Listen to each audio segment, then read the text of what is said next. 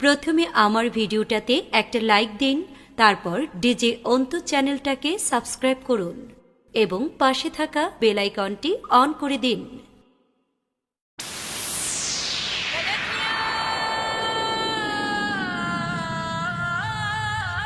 DJ Antu এর পক্ষ থেকে সকলকে জানাই ঈদের শুভেচ্ছা। ঈদ মুবারক।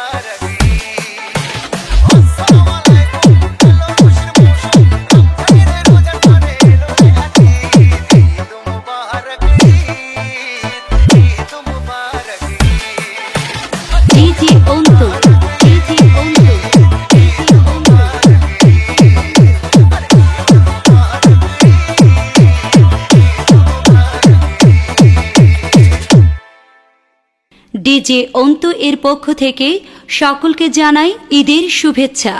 ঈদ মুবারক।